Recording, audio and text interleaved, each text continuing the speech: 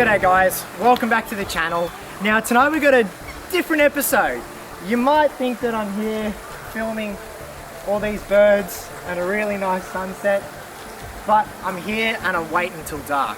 The reason why is because the other night I stumbled across something that I've never seen before, both in real life and on social media, and it's absolutely shocked me and it shocked a lot of the people in the reptile world as well. So I thought, why not nerd out a little bit and try and capture some absolutely amazing footage of aquatic file snakes. So these guys are Arafura file snakes and they're found across the top of Australia. Now, we stumbled across a breeding ball. I've never heard of this happening before. And what we have behind us is a brackish pool of water.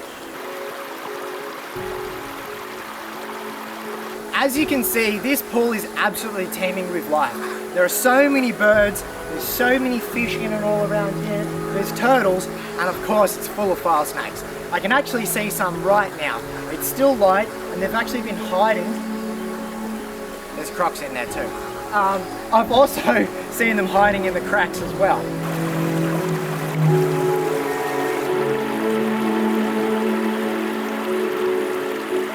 Something interesting that I believe is happening. Now, these snakes are trying to move up this fast flowing water.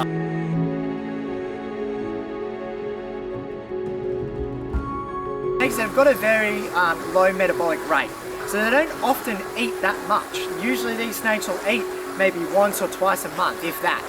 So they're eating a lot more because I believe they're expelling a lot more energy trying to get up here, which is pretty interesting to see. Now, there's also ranging in size in here. There's females, which they can get up to about 2.5 meters. I didn't see one that big the other night, but I saw one that was close to about 1.8 meters.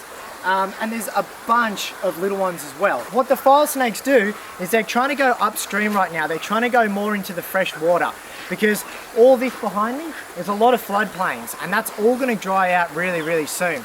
So they're trying to move up the main bodies of water, up more into long-lasting billabongs and freshwater holes.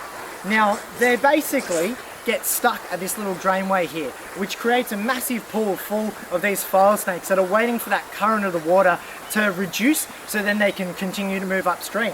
But they're pretty much all pools in here at the moment and in all around these rocks. Now, I'm hoping to get some footage of a lot of them coming out tonight. If it's the same as the other night, there should be some more coming out. But for now, the bird life here is absolutely spectacular. So I'm going to film some of these guys while it's still light and then stick around for some late night action.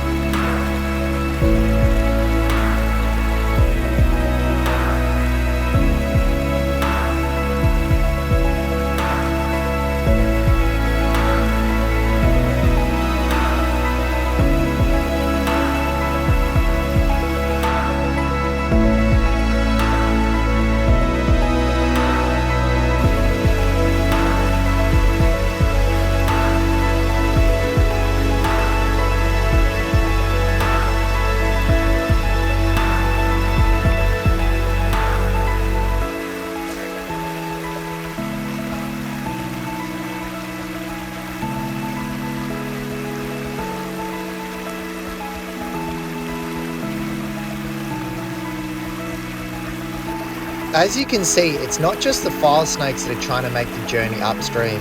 There's also thousands of these small freshwater fish. As soon as that sun went down, it didn't take long until you started to catch glimpses of the file snakes in and amongst all of these little fish in the rapids. After seeing glimpses in the rapids, after about 10 minutes, it was full on file snake city. These guys were everywhere. They were coming out of the deeper pools. They were coming out of cracks in the wall. They were just appearing from everywhere, which was amazing to see. File snakes feed almost exclusively on fish, which can be quite hard to immobilize and eat underwater, which is why these file snakes have an amazing adaptation. Each one of their scales is keeled. Now, this helps when they wrap and immobilize their prey. Their skin is almost a coarse, raspy texture, which is actually why they get their name, the file snake.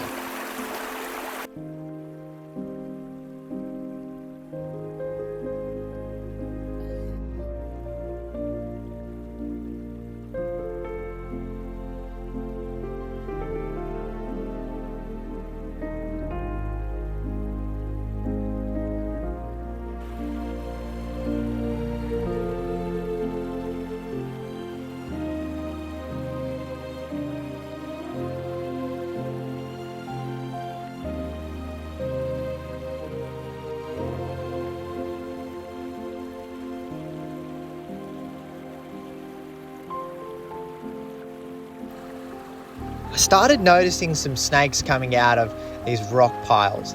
Now, I decided to investigate a little closer. I crouched down and I looked under, and you would not believe it.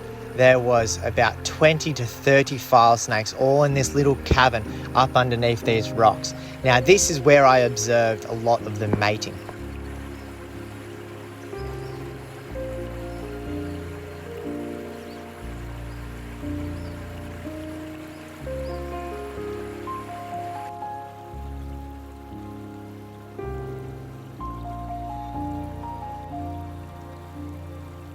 As always, thank you guys so much for watching.